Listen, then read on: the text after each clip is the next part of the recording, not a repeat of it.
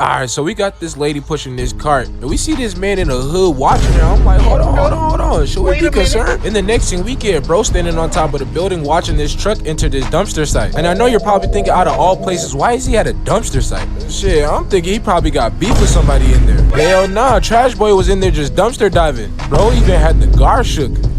Hey, yo, this nigga pulled a blick out.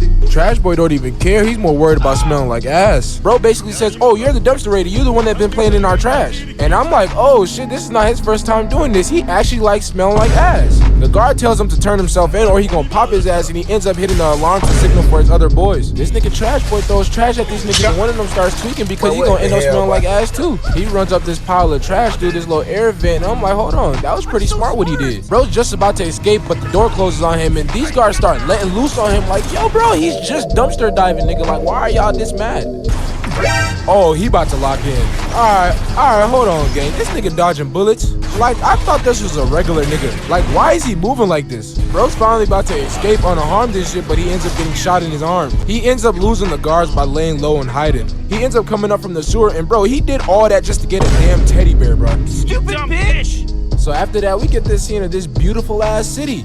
The city beautiful, but the people are not. These two females get to talking shit about bro talking about take your dirty ass back to your side, like that's crazy. I ain't gonna lie, that shit hurt bro's feelings and shit. If that was me, my feelings would be hurt too. In the next scene, we get the view of the whole city, and this shit like the hood versus the suburbs. Why does shit low-key remind me of the Gold Kingdom from One Piece? Look at this city. I know whoever lives here stinks, bruh. In this scene, we finally learn his name, which is Rudo. I ain't gonna lie, that name kinda hard. Chiyuwa in this scene is basically telling Rudo that he needs to stop participating in them stank activities. Next thing you know, we get these Three Stooges ass little niggas walking up to Rudo and Shorty. I ain't gonna lie, these niggas come in talking crazy about bro. Talking about Shorty, don't stand too close to him, you might smell like ass. And then these niggas start to talk about his father. Everybody knows parents is off limits. Rudo heard that and his eyes lit up. Nah, don't get scared now. Chiyuwa ends up seeing the bear that Rudo got, and she calls it cute. Rudo don't know how to react. He low-key want to give it to her as a gift, but you know he's too scared, bro, got no experience. Chiyuwa ends up leaving before he can give her the bear, which leaves him stuck. In the next scene, we get this nigga cheesing hard as hell. Ends up making fun of Rudo. Say, hey, I see that little crush you got. You still get no hoes though. Got that man Rudo shook. Later on, we end up learning that his name is Recto, and he's basically the adopted father to Rudo. Recto tells him he needs to stop dumpster raiding because that shit is not safe, and that's true. Yo ass getting shot at and shit. Recto sees the wound on his arm, and he says, okay, it's time to treat it. We finally learn the reason why Rudo wears these big ass heavy duty gloves. It helps to cover up his blackened hands that he was born with. Plus, they also help to keep the pain down. They get to talking about this thing called the pit, which is a place that they drop criminals at. Rudo's father was dropped in this pit, and his blackened hands basically serve as a reminder that he's the son of a killer. That's why the people always treated Rudo differently. That's why Recto gave him these gloves and adopted him. Who the fuck is this nigga, bro? Rudo finally decides to stop being scary, and he's gonna go give this bear to Chiyuwa today. On his way there, he spots some trash, and bro, like, why are you so fascinated by trash, gang? Next we see Rudo walking up on this edge, and we finally see this big ass pit.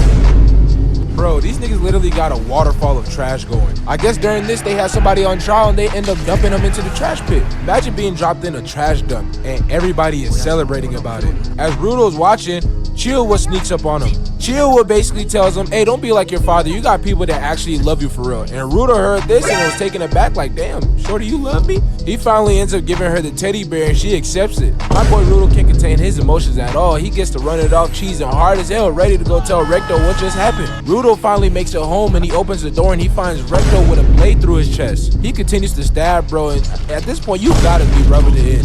Rudo gets mad as hell and he comes charging in, but he gets, knocked out by bro. Next, bro just grabs this book and he walks out like nothing happened, but before he fully leaves, he looks back at Rudo like, yeah, nigga, remember this pain. Nah, the disrespect. Rudo crawls over to Recto, basically trying to check up on him, and Recto's like, yo, bro, get out of here, gang. Then he tells Rudo to go and try to change this shitty world. Like, bro's a real nigga even during his death. Next thing you know, my boy Rudo gets shot in the back by these guards. Like, Rudo can't catch a break. Rudo tries to convince the guards that he wasn't the one that killed Recto and that the killer is still on the loose, but these niggas is not buying it. The guards are like, fuck that, you're going to the pit and knock bro out. The whole city gathers and everybody's like, you see, he's just like his father. And I'm like, damn, he just confessed to his crush. He was having a good day. Now he's about to get dropped in the pit, bruh. Like, this crowd is literally cheering that a little nigga is about to get dropped in a pit. At this point, Rudo's going crazy because he knows he's innocent. He didn't kill nobody. He starts to have flashbacks like when he was younger and people used to stare at him. He sees Chihuahua in the crowd and he thinks, oh, she's my only hope, but even she turns on him and she drops the bear, signaling her betrayal to him and letting him know that she thinks he's just like his father. Rudo's basically like, who the hell do you guys think y'all is? Especially to look down on me on something that I didn't even do. He sees the nigga that killed Recto in the crowd and that sends him into a frenzy. He vows to take revenge on the nigga that killed Recto and on those that didn't believe him. Bro finally wakes up and he's in a whole different world and it's filled with trash. And I'm like, oh, he's gonna love it here. His stank ass love trash. Next thing you know, the ground starts moving. I'm like, what the hell?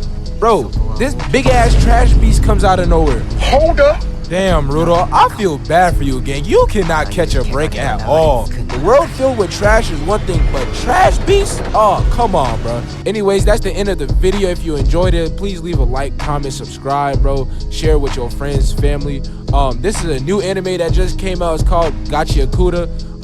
As you can see, it's pretty nice, and you know, we just gonna keep, you know, doing, I guess, mini episodes to it as like each episode comes out, you feel me?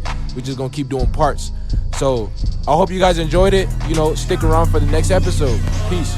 We got the blinks like a COD, MP5, SLG. How about the card? I'm spraying the sleep. My bitch, she bad, pretty in me. Run out my bands, go to sleep. He think he tough, he talked through a screen. I saw a message, left her on scene. Give him a 10, no sunscreen. That's how you die.